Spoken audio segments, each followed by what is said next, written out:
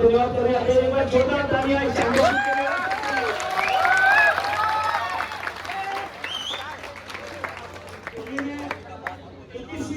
हमारी Delhi state championship हो रही है 2000 से कंटिन्यूअस आज तक चल रही है और हम लोगों ने बहुत नए मुकाम यहाँ उसमें हासिल किए हैं। और आप देख रहे हैं कि बहुत सारे नए यूथ जो है अभी आ रहे हैं, स्कूल कॉलेजेस सब जगह पर आम रेसलिंग छाई हुई है। प्रो बंजा लीग आज किसी को ढूंढने की जरूरत नहीं है, लोग ज्वाइन करना चाहते हैं प्रो बंजा लीग को, जो प्रोफेशन जो उन्होंने एक माइलस्टोन सेट किया है अराउंड द वर्ल्ड आपको जानकर खुशी होगी कि प्रो बंजा लीग के जो लेवल का टूर्नामेंट है वो देखने को नहीं मिलता जिस लेवल पे प्रो बंजा लीग आगे जा रहा है।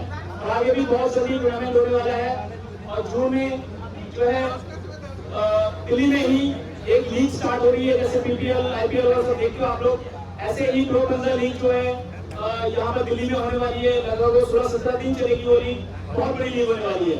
अब तक की वर्ल्ड की सबसे बड़ी लीग मैं कह सकता हूँ कि होगी वो जिस लेवल पे वो कर रहे हैं, जल्दी आपको उसमें अनाउंसमेंट होगी।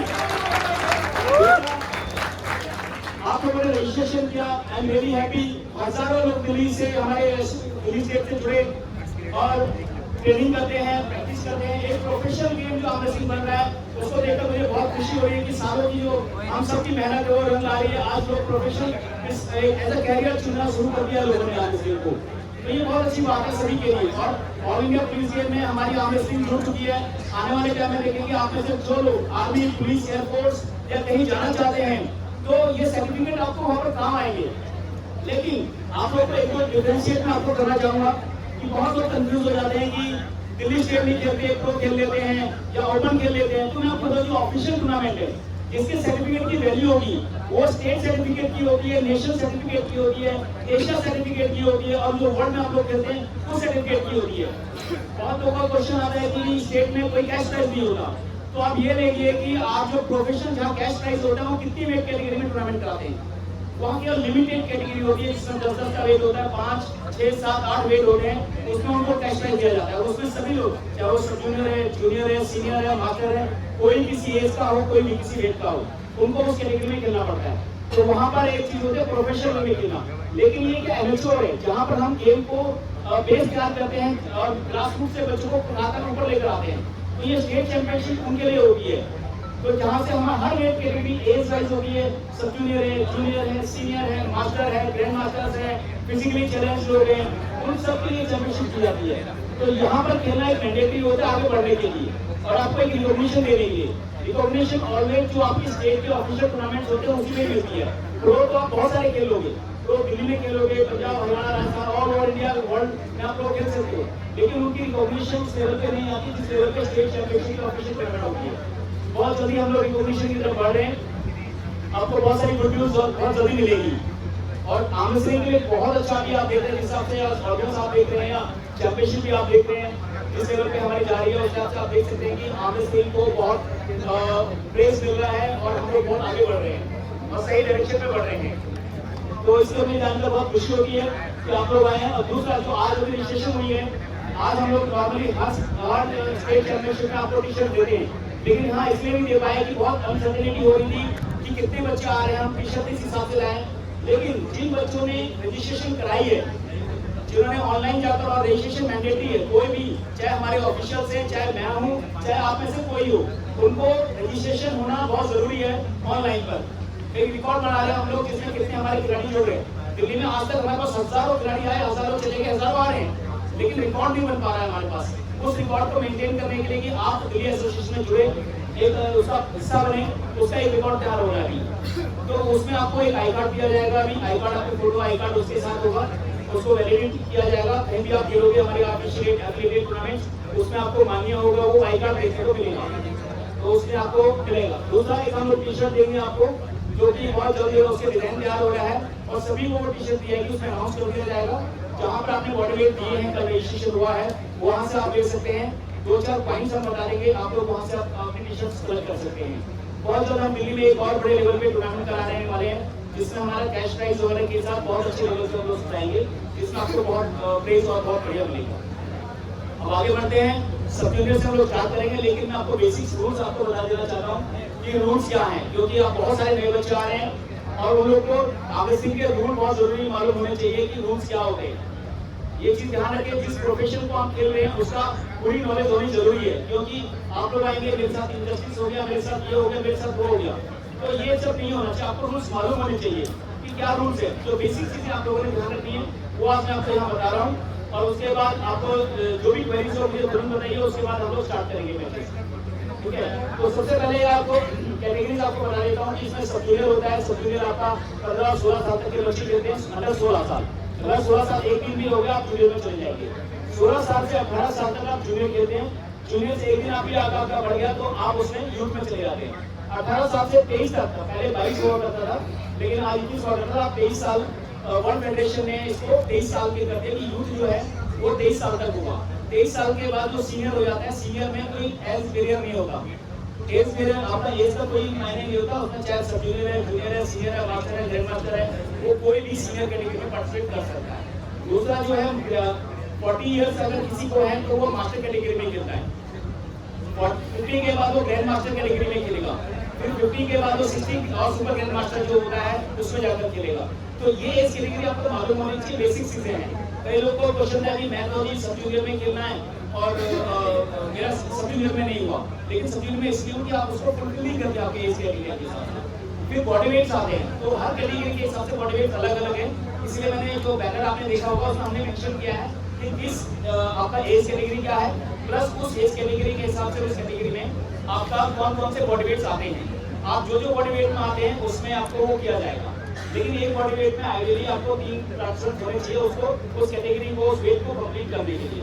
अगर एक बच्चा होता है तो थोड़ा सा मुश्किल हो जाता है उसको रन करना, उसको फिर हम लोग एडजस्ट करते हैं, तो हम देखते हैं इसको जो बेस्ट हो सकता है उसके लिए वो करते हैं। दूसरा जो है 30 सेकंड्स आपको कॉल, जो आपका रजिस्ट्रेशन नंबर होगा उससे आपको कॉल दी जाएगी। 30 सेकंड्स आपके पास है, 30 सेकंड्स में आपके टेबल पे रिपोर्ट करना है। अगर आप उस 30 सेकंड में नहीं आते तो उस मैच के लिए आप डिस्क्वालीफाई हो जाते हैं, जो पर्टिकुलर मैच है, फिर आप लूजर ब्रैकेट में चले जाओगे। अगर आप लूजर ब्रैकेट से हैं तो आप उस मैच को हार जाओगे।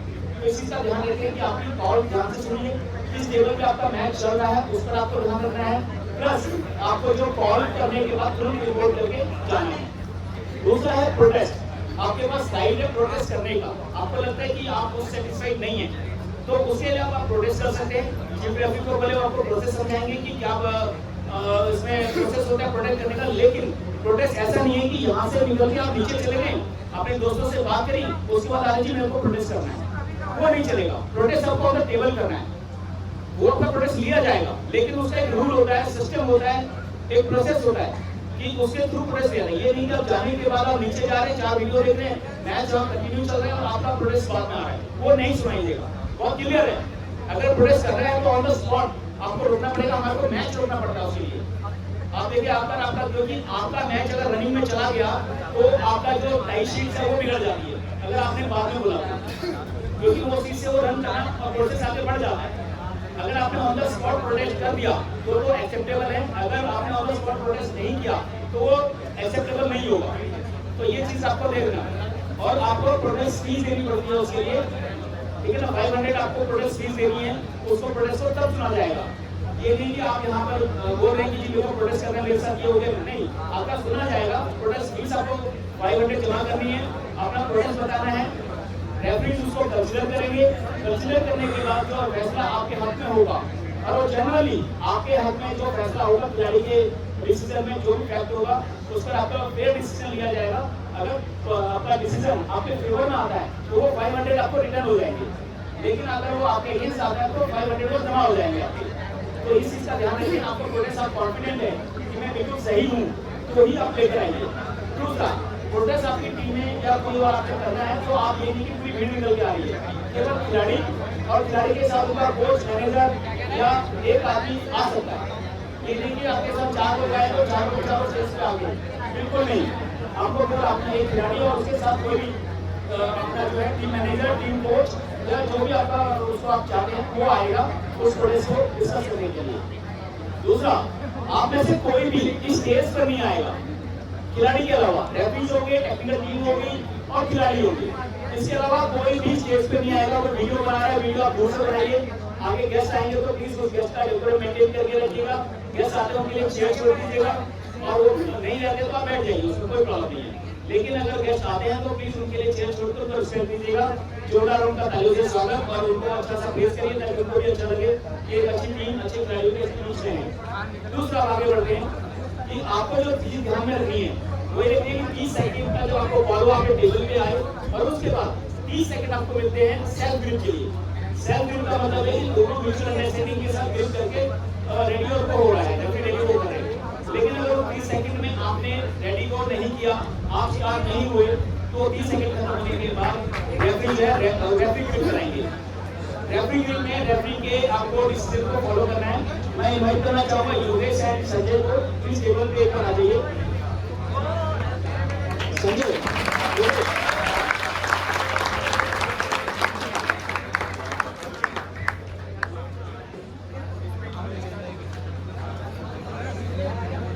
आपको बेसिक में एक चीज बताना चाहूंगा।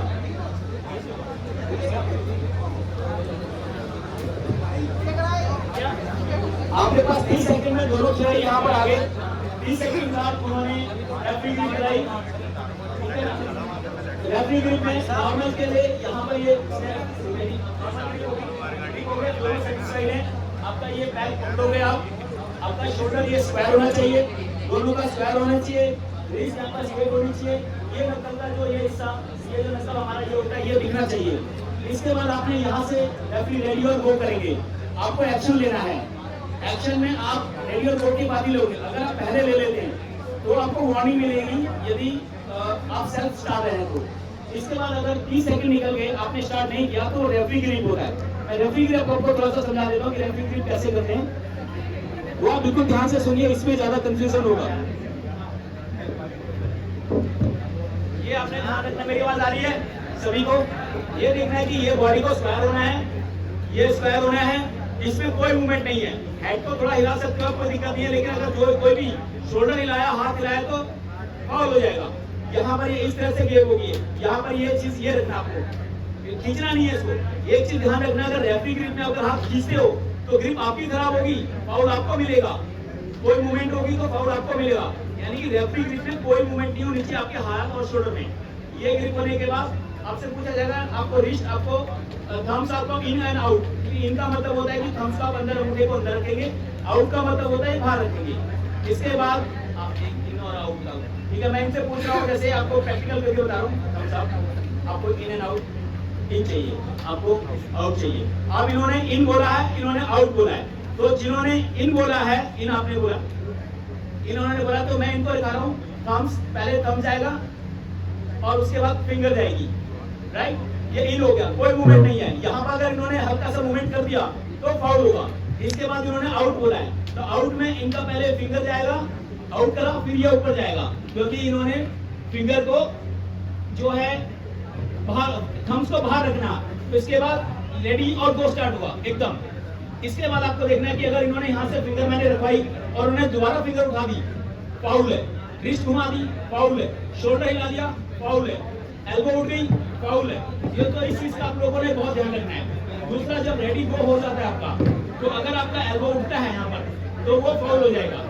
ये ध्यान रखना कि एल्बो अगर उठ गया आपका इस टच पैड से, फाउल हो गया। अगर आगे चला गया तो फाउल है, पीछे चला गया तो फाउल है। यानी कि इस टच पैड से अगर आपका एल्बो, ये जो नकल है, ये बाहर चला जाता है तो वो फाउल हो जाता है। दूसरा जो आपको ध्यान रखना है कि आप किसी को पुश नहीं कर सकते, ये पुश नहीं कर सकते, ये जो धक्का नहीं दे सकते, इसमें फाउल हो जाएगा, इसलिए धक्का नहीं देना। दूसरा, ब्रेकिंग पोजीशन में आपको बताता हूँ। ब्रेकिंग पोजीशन में क्या है, जैसे इन्होंने पकड़ा और ये इस पोजीशन पे आ गए, ये ब्रेकिंग पोजीशन है। इंजरीज हो सकती है, इसलिए आपको, तो कई बार बहुत जोर से स्पीड होती है तो चीजें चेंज हो जाती है, तो मसल्स आपको स्ट्रेच हो सकता है। तो रेफरीज यही ध्यान देते हैं कि आप लोग उस चीज का ध्यान रखें। तो ये कभी भी इस एंगल पे नहीं खेलना है। गेम छोड़ दीजिए, आपकी हेल्थ से ज्यादा जरूरी कुछ भी नहीं है, तो इसलिए जबरदस्ती मत करिए। अगर रेफरी रोक रहे हैं तो आपको ध्यान रखना है। दूसरा, आपको वार्निंग, मैं आपको बोल रहा हूँ कि रिस्टेट रिस्टेट रिस्टेट आप नहीं करते तो आपको 3 कॉल होगी, 3 कॉल में आपने रिस्ट स्टेट नहीं करी तो फर्स्ट वार्निंग होती है। फिर ऐसे ही आपको कोई इंस्ट्रक्शन दे रहे हैं रेफरी और आप नहीं मान रहे तो 2 warning is equal to 1 foul. 2 foul होते हैं तो उस मैच को आप हार जाते हैं, लूज कर जाते हैं। तो इस चीज का आप लोगों ने ध्यान रखना है कि वो जो आपका रूल है कि भी आपको 2 फाउल मिलेंगे तो आप मैच बाहर हो जाओगे, तो मैच पर्टिकुलर मैच आप हार जाते हो, इस चीज का ध्यान। और दूसरा, जब आप कई बार मैच लगाते हो तो नीचे हो जाते हो, ये शोल्डर के नीचे नहीं होना है आपका शोल्डर ये। इसको आपने आप करेंगे, अब आपको 3 बार आप बोलेंगे आप नहीं होते आप, तो फिर आपको फाउल हो सकता है। ये चीज ध्यान रखना है। तो फाउल हो जाएगा आपको अगर आप नहीं हो पाते तो, डेंजर पोजीशन में आते हैं। दूसरा, जब आप ये खेलते हो ना तो आप ये लगा रहे हो, कई बार लोग बच्चे ऐसे करते हैं और अपने इस एप्पल को इसके साथ टच करते हैं, तो वो विनर नहीं है। उसके सामने वाले की फिंगर को नीचे टच कराना है आपने। जो ये हिस्सा होता है फिंगर का, इसका जो टच नीचे होना चाहिए। अगर आपका कभी यहाँ भी होता है तो रेफरी हाथ लगाकर इसको जज करते हैं कि भी वो कितना गैप आ रहा है और आया कि नहीं आया। इस चीज का आप लोगों ने ध्यान रखना है। पैग जो पकड़ते हैं इसको, इस पैग को छोड़ना नहीं है। इनकेस आपने छोड़ दिया अचानक तो तुरंत पकड़ लीजिए उसको, तो कोई दिक्कत नहीं है। अगर आप बार बार कहने पर भी उस पैग को नहीं पकड़ रहे हैं तो आपको फाउल हो सकता है। और अगर आप इस छोड़कर आपने ये टच कर दिया तो आप विनर नहीं है। ये ध्यान रखना कि आपने यहाँ टच किया और ये छोड़ के टच कर रहे हो तो आप विनर नहीं हो, रीमैच होगा वो और आपको फाउल भी मिल जाएगा। तो इस चीज का आप लोग ध्यान रखें कि आपको उस चीज पर फॉलो करना है, ठीक है ना। और वो नहीं, उसको वार्निंग मिलेगी, फॉल नहीं होगा उसमें, लेकिन आपको वार्निंग मिल जाएगी। उसको वार्निंग मिल जाएगी कि आपने उसको करके क्या, वो फर्स्ट वार्निंग हो जाएगी आपकी।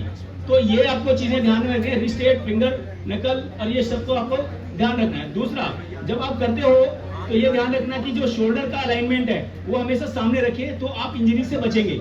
आप पावर भी अच्छे लगा पाएंगे, गेम भी अच्छी खेल पाएंगे और अच्छे से आप उसको वो मैनेज करके। और दूसरा, हाथ को सेंटर में रखना आपको, ये सेंटर में ग्रिप करके ही होना है। जितना अच्छा कॉपरेट करके चलेंगे वो। अगर अपना स्लिप होता है, स्लिप आउट का मैं बताता हूँ कि स्लिप हो रहा है, यहाँ से खेला इन्होंने और यहाँ से हाथ निकालते हैं, नीचे से हाथ निकलता है, लाइक ये ऐसे निकलता है, तो आप लूजर है। ये ध्यान रखना। अगर इस जगह पर जाकर आप, अगर ये ऊपर से छूट रहा है तो ऊपर सेंटर में छूट रहा है तो ओके, कोई दिक्कत नहीं है। लेकिन अगर आप नीचे से छोड़ रहे हैं उसको तो आप लूजर है। जिसका हाथ नीचे से निकला है वो लूजर है, मतलब इंटेंशनली छुड़ाया है, ये ऐसे कर लिया तभी लूजर है। ये चीज का आप लेग्स को, दोनों पैरों को उठा सकते हैं, एक पैर का सपोर्ट ले सकते हैं, पिलर का सपोर्ट ले सकते हैं, हेड किसी को हिट नहीं कर सकते। इस चीज का आप लोग ध्यान रखना, किसी को हिट नहीं करना आपने, लेकिन पिलर और साइड का सपोर्ट आप ले सकते हो। उसमें कोई दिक्कत वाली बात नहीं है, ठीक है ना। तो ये चीज आप लोग थोड़ा सा इस चीज का आप लोग ध्यान रखें। जब आप खेलते हैं तो आपका पूरा फोकस गेम में होना चाहिए। और मोस्टली मैंने बता दिया, आप लोग गेम खेलते हो, टेबल की मेजरमेंट्स आपको मालूम होनी चाहिए कि टेबल की मेजरमेंट, या हाथ खड़ा करें जिनको टेबल की पूरी मेजरमेंट मालूम है। जिसको टेबल का पूरा मेजरमेंट मालूम है, आप लोग इतने सारे लोग आए हैं, मालूम होना चाहिए। हाथ खड़ा किया, बहुत अच्छा। एक एक क्वेश्चन में सबसे करूंगा, जो हाथ खड़ा कर रहे हैं, आप बेटा खड़े हो जाओ। हाइट बताओ बेटा टेबल की, नहीं वैसे बोलो हाइट।